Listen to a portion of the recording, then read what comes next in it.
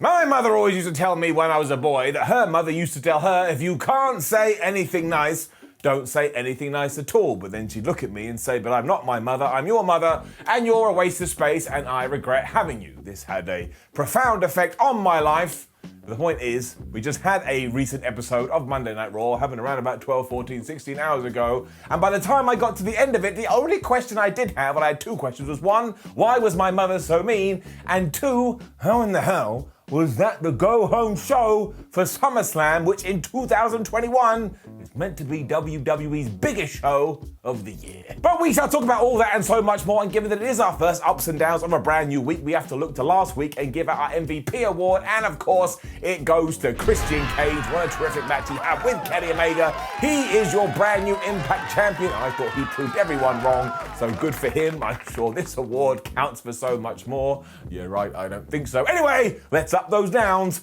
for the latest episode of Montag Night Raw.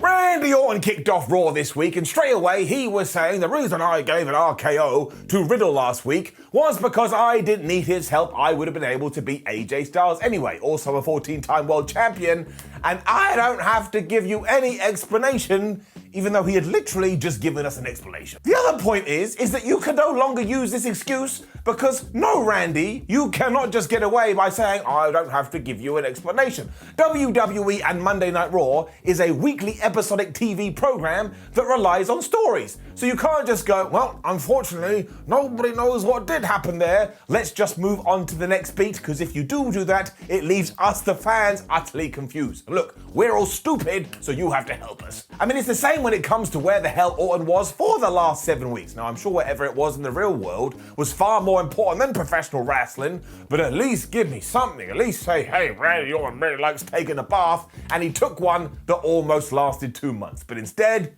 we got nothing. Anyways, Randy is going to be fighting Omos later, and he thinks he's a giant, but also a jackass, and at that very moment, out came Riddle, because of course it is Monday Night Raw, and you always have to wait around about 5 to 10 minutes for the opening promo to be done, and then out you come. As ever, he had a great line and said, I know the real reason you gave me the RKO last week is because you were just trying to teach me how to do the move properly, and now please can we be a team again? And I kind of thought this was a missed opportunity when it came to World Wrestling Entertainment, because I like the idea of Randy Orton dropping him with the RKO, because he is a psychopath, but also this is how he figures you give out love. As it turns out, there was no love here. There was only hate because Randy Orton said, I don't want to team with you anymore. You can kiss my ass. Didn't say that last bit, but it was implied. Groundhog Day then hit Raw again, though, because of course we're still teasing what's going to happen with Randy Orton and Riddle. And then out came AJ Styles and Omos, and they were like, oh, we don't like you, you all suck. And once more, I was like, AJ, if you just stayed in the back and didn't build this feud, you probably wouldn't have to defend your tag team titles. You are literally stabbing yourself in the back. It also ended with AJ Styles and Riddle deciding to have a match, and I took my hand and I facepalmed with so much force, it took me about 10 minutes to rip it off again. Because honestly, you could probably go to a Raw over the last 10, 12, 14 weeks and find sometime, somewhere, Riddle and AJ Styles having a match. Why have we gone back to the well again? And look, these two are some of the greatest wrestlers there are, but it's the law of diminishing returns. I just didn't need to see it again, which is why all of this is getting down. But yes, as I've just said, as ever, AJ Styles is really talented and Riddle is really talented. So when they do get into it, well, I am sports entertained. So I do give it an up, but come on, WWE, stop being so lazy. Orton refused to fist bump Riddle as he was leaving, because of course Randy Orton is a massive asshole. And then when it came to the finish of this, well, it weren't that great, because Riddle went to the top rope, and simply because Omos existed, and because Omos is a big guy, he was like, whoa, dude, I can't believe it. Oh, what am I meant to be doing? And he totally forgot, which allowed AJ Styles to beat him up and hit the Styles Clash and get the 1, 2, 3. I mean, that was just stupid. I also do count that as a distraction because Riddle took his eyes off the prize. It's not the counter's fault that there was no reason for it. So bring it down, and can you believe it? 92. as of the 17th of August 2021, we have had 92 distraction finishes across all of WWE.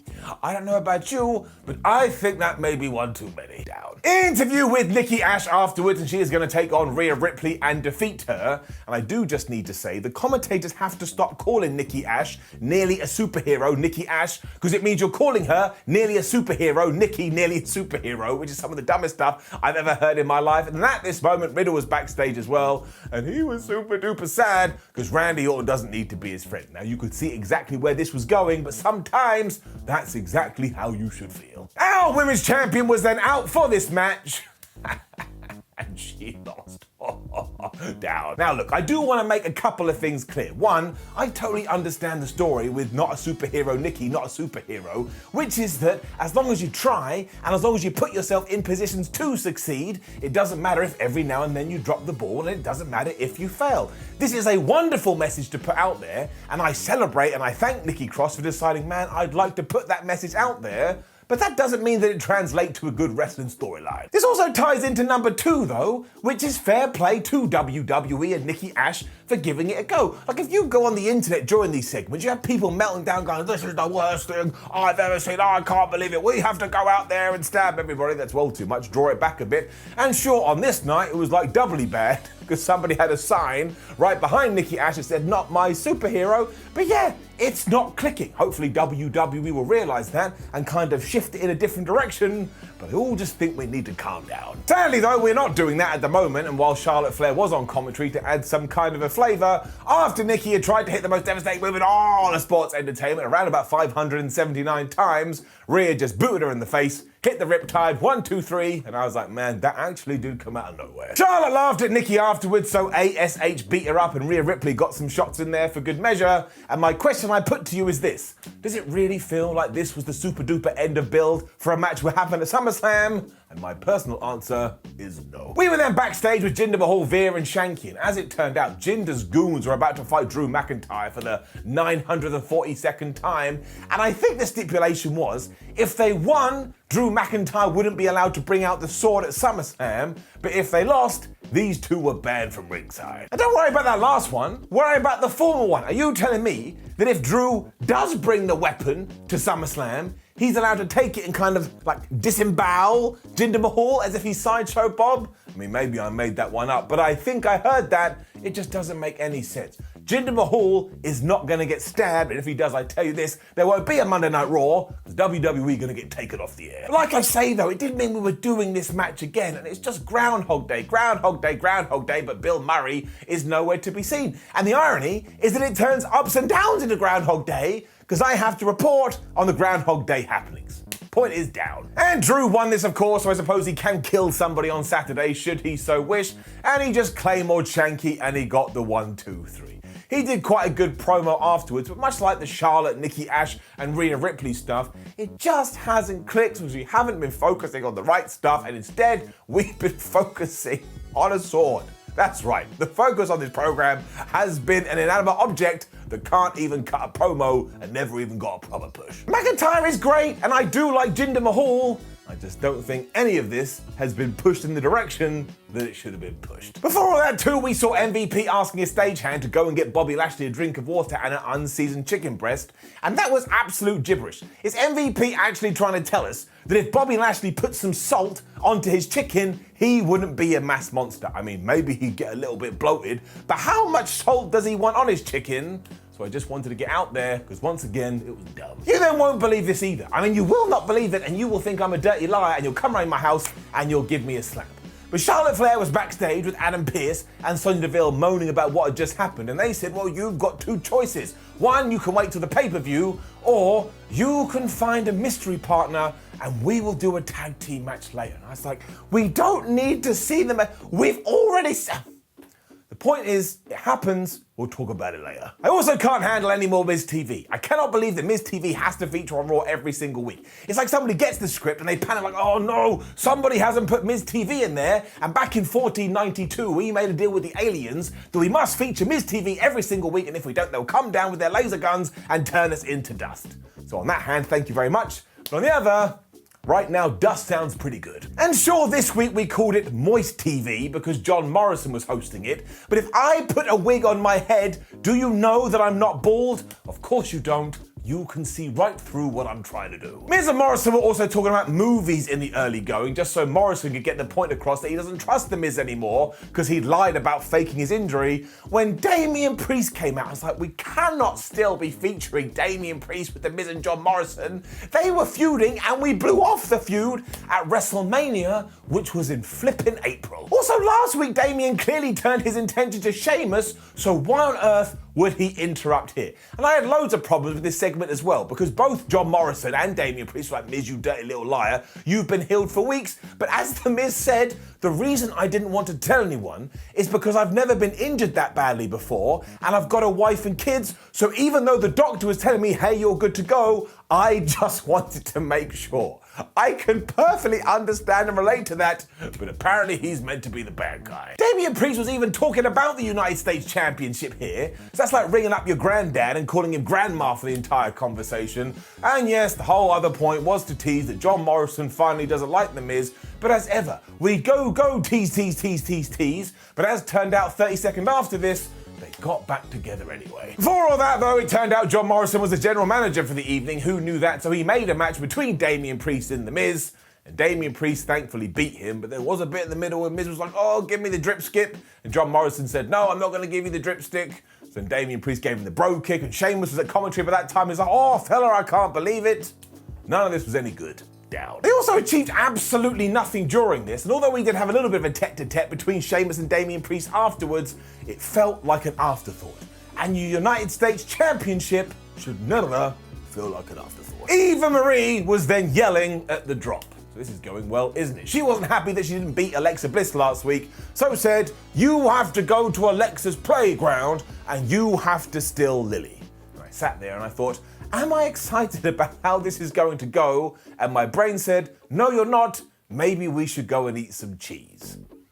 So I did. And like I said earlier, the Miz and Morrison then just made up. I have no idea. Now there was a good bit here, because Kofi Kingston and Xavier Woods were running in the background with big signs saying buy our merchandise, but that also gave me the fear, because I think it means we're actually going to go back to the New Day versus Miz and John Morrison. And these are four talented cats, but we've seen it time and time again. It would be like trying to put petrol in your car, and petrol is just flowing out of the hole, and someone's going, you gotta stop. But like, no, I really love petrol. That doesn't even make any sense. That's not even a good analogy. I don't even know where it came from. The point is, please just do something new and please just do something fresh. And then man, did I get punished for those kind of dreams, because the drop did go to Alexa's playground and she stole Lily from Bliss, and Alexa was all like, man, you don't want to do that, bro. It's going to go bad. So Doudrop just freaked out, gave it back and walked off. Alexa Bliss laughed at this, and I honestly don't know who it's for. I don't know. I mean, it's all very well put together, but the story doesn't make any sense because I cannot believe that a doll has powers. Down. Mansoor then defeated Mace, and I was pretty sure at this point I was stuck in a never-ending time loop. And as ever, it didn't even go 2 minutes, but look, at least Mansoor won. And I totally get this is 50-50 booking at its worst, but if Mansoor and Ali are trying to become like this odd couple that eventually become friends, they have to get victories, otherwise how can you get behind them? And yes, the finish was really stupid. Mace was going to win with those devastating moves of all of sports entertainment, but then Ali just booted him in the head, so Mansoor won with the most devastating move in all of sports entertainment. But again, we grade on a curve, and at least I got what I wanted, which was Mansoor being victorious. Omos and Styles were then back next, because without them, Raw would be nothing, so they have to be featured at least 37,242 times on the same show. But this was pretty good, because Omos said that he's going to beat Randy Orton so bad he's going to become the new Legend Killer, and then AJ Styles said that he would become the Moron Killer because he just beat a moron named Riddle. That made me laugh. We then had a good video package focusing on Goldberg to match the one that we had with Bobby Lashley earlier, which I forgot to mention, and then we did go straight into Randy Orton versus Omos, and have a guess how it ended. That's right, it was a disqualification. Down. I mean, why did we even bother? 3 minutes, and Omos was just whooping the ass of Randy Orton, but AJ Styles still interfered. The commentators all like, oh, it's because his emotions got the better of him. What emotions? He was just stood on the outside. So I bring down the disqualification board, and that moves up to 46, and of course, as soon as this was done and AJ Styles and Omos were beating up Randy Orton, Who came out to make the save? None other than Riddle. And this is when Raw finally got good. Because afterwards, Orton did get on a microphone and said how grateful he was about all of this, especially because last week he dropped Riddle, but now he's still coming out here to help him, so he's earned his respect. So you know what? RK Bro are back together, and all of a sudden all these hearts were coming on the screen. I was like, oh, I have love in my life. I think some of that I made up in my head, but it was obvious and it was good, and it was actually something fans wanted to see, and also it was fun. The forgotten word in professional wrestling, and it's getting it up. Then it did get a little bit weird because Riddle was all like, oh, now we are back together. We'll challenge for the tag team titles at SummerSlam, which is yet another weak way to put a championship match together. But look, I want to see it, so I'm giving it a pass. Jeff Hardy was then being interviewed because he was angry that he'd lost to Karrion Kross last week. But did he come across as angry? No. And once again, it does fall into Groundhog Day because it was Karrion Kross versus Jeff Hardy, I think for the 92nd time over the last 37 hours. But look, this ties into the whole Ali Mansour situation. They got in the ring and Karrion Kross just murdered him. I mean, I think he tapped him out to the cross jacket in around about 60 seconds, and this is what he should have been doing since day one. So as we do slowly climb back up the ladder, I need to support this stuff, even though once again Groundhog Day reared its head, so I'm giving it an up. Eva Marie then slapped Doudrop in the face a bunch of times because she was really mad that she wasn't able to steal Lily. I don't really understand how all of that comes together. That is like going to someone and saying, hey man, how are you today? And they just go poo-poo. Like, I don't want to talk to you anymore because none of this is making any sense. I tell you though, I bet anything that Lily has somehow now possessed the Doudrop, and at SummerSlam, when it is going to be Eva Marie versus Alexa Bliss, somehow now Alexa Bliss can cause Doudrop, and that's the finish. You heard it here first on Simon Miller's Raw review, or Raw Ups and Downs, and I'm going to dread that for the next 5 days. Down. It was all our 24/7 title stuff next, although this time we've moved it away from an arena and we were doing it in a park. And Reggie was here, he was like, oh man, I love the park, it's where I learned to do my first backflip. And then if you looked in the background, you could see either Tozawa or R-Truth disguised as a bin just getting closer and closer. I laughed, I regretted it, but I realized I was being entertained. So while I think this whole thing needs to be changed and the 24/7 title needs to die, I'm giving it up. Tozawa and R-Truth then ran into each other because they are a couple of goose as Reggie just ran away. I don't get why we can't just do some really good triple threat matches in the ring, but that bin thing got me. A guy dressed as a bin, it was the worst disguise I'd ever seen in my life. I'm an idiot. We then had another video for the death of Elias, and this one was even more intriguing than the one we got last week. Because Elias got a gravestone and he pushed it into the ground, and on it said Elias 2017 to 2021. I didn't know Elias was only 4 years old. I mean, we should have been giving him way more props. Because not only had a 4-year-old become a WWE superstar, not only was a 4-year-old really good at guitar, but also he could grow one hell of a beard. I can't even grow a beard now. This may be the greatest 4-year-old ever, which made me doubly sad because now apparently that guy's dead. I do have to say that this probably goes against all child labor laws, so WWE better want to lawyer up really, really quickly. And out of context, this was kind of dark because if you had just tuned in that very second, it did look like a kid had died. Charlotte Flair and mystery partner Nia Jax then defeated Nikki ASH and Rhea Ripley. And this all ended when Nia Jax basically had the match won. Charlotte tagged herself in, hit the natural selection on Rhea Ripley and got the 1, 2, 3, and that was that. It was fine, it was there. We also saw Shayna Baszler in the back playing cards, and I think she's a bit mad at Nia Jax, so we continue to tease that maybe one day they will break up. But who the hell knows if they ever actually will. And I get it, how dumb was this? We beat Rhea Ripley on the show, we beat Nikki ASH on the show, but it was just a fine, decent wrestling match, and given everything else I'd seen, I was going to swallow it and just accept it for what it was. Astonishingly, we then had another backstage promo with AJ Styles. And look, I love AJ. I think he is one of the greatest wrestlers ever, and somehow he gets better with age. But we did not need this when there was a ton of other people we probably could have featured. Of course, it was just to confirm that we will do this tag team match at SummerSlam. But again, I said it earlier, it's called the law of diminishing returns. Eventually, it just means nothing. It was in time for our main event segment, which was the big showdown between Bill Goldberg and Bobby Lashley. And you know what? This did exactly what it needed to do. up. Bill also came across like the nicest man ever because his son Gage was in the crowd. He was like, son, I came out of retirement for you because you're my world, you're my everything. And this Saturday at SummerSlam, when I do become the Universal Champion, that's completely wrong. When I do become the WWE Champion, once again, it will be in your honor. Oh, Gage, you're the best. It's very pleasant. Bob and MVP then interrupted and said that all of this was crap because instead Goldberg's going to get destroyed and obliterated and ruined at SummerSlam, or essentially Goldberg gonna get Goldberged. And that is exactly what we should be doing, because not only will it help Bobby Lashley get to the next level, but it's how you should use a legend such as Billy Boy Blue. The champion then promised to give Bill one last moment at SummerSlam, and Goldberg responded to this just by going, "That is bullshit." And it was so not the thing he should have said, it was a bit like they were having two completely different conversations. Lashley then tried to attack, but of course Goldberg got out of the way and he hit him with a spear, so all of this ticked the boxes in the way that it should have done. This match should go no longer than 3 minutes at SummerSlam, and Bobby Lashley should win, but yeah, given everything else we saw on this evening, this was alright. What was not alright though is that yes, again, this was meant to be the go-home show for SummerSlam, and there was no sense of urgency, there was no sense of nothing, it was kinda just there. So Raw continues to be baffling, and very sadly we take the finger about, and overall, we gotta give it a down. Now please do leave a comment below and let us know what you thought about last night's episode of Raw. Like the video, share the video and subscribe. Head over to WhatCulture.com where you can keep up to date with everything SummerSlam related. Make sure you come say hello on social media and go and watch every single ups and downs video that you can so you know everything that goes down in wrestling. My name's over WhatCulture. Thank you for joining me as always, and we have a crazy week lined up. I mean, this could be the week when CM Punk debuts. I'll be here for all of it, and I will see you soon.